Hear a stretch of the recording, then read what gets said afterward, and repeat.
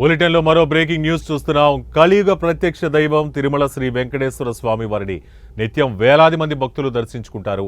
తిరుమల శ్రీవారిని దర్శించుకుంటే సకల పాపాలు హరించిపోతాయని భక్తులు విశ్వసిస్తారు. ఈ క్రమంలో ప్రపంచ నలుమూలల నుంచి భక్తులు తిరుమల చేరుకొని భక్తి శ్రద్ధలతో మొక్కులు చెల్లించుకుంటారు. ఈ తరుణంలో తిరుమల కొండపై భక్తుల రద్దీ కొన్నిసార్లు సాధారణంగా లేదా అధికంగా ఉంటుంది. వేసవి సెలవుల అనంతరం కూడా ఏపీలోని తిరుమల శ్రీ వెంకటేశ్వర స్వామి ఆలయానికి భక్తులు భారీగా తరలివస్తున్నారు.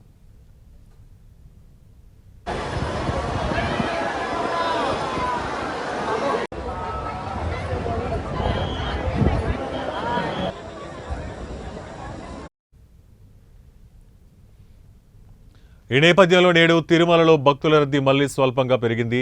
ఈ క్రమంలో ఏటీజీహెచ్ వరకు క్యూ లైన్లు భక్తులు వేచి ఉన్నారు. శ్రీవారి సర్వదర్శనానికి 18 గంటల సమయం పడుతోంది. ఇక నిన్న శ్రీ వెంకటేశ్వర స్వామి వారిని 70,226 మంది భక్తులు దర్శించుకున్నారు. భక్తులు తలనీలాలు సమర్పించారు. శ్రీవారి హుండీ ఆదాయం 4.30 కోట్లు వచ్చిందని టీటీడీ అధికారులు వెల్లడించారు.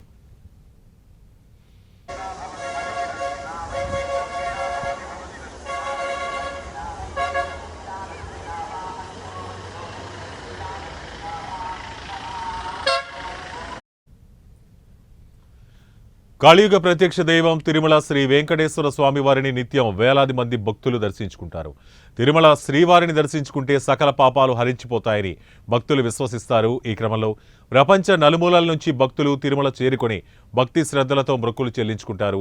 ఈ తరుణంలో తిరుమల కొండపై భక్తుల రద్దీ కొన్నిసార్లు సాధారణంగా లేదా అధికంగా ఉంటుంది. వేసవి సెలవుల అనంతరం కూడా ఏపీలోని తిరుమల శ్రీ వెంకటేశ్వర స్వామి ఆలయానికి భక్తులు భారీగా తరలివస్తున్నారు.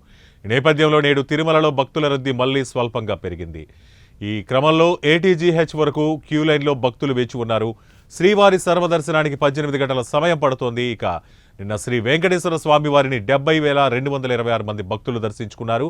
తలనీలాలు సమర్పించారు. శ్రీవారి హుండీ ఆదాయం 4,30,00,000 వచ్చిందని టీటీడీ అధికారులు వెల్లడించారు.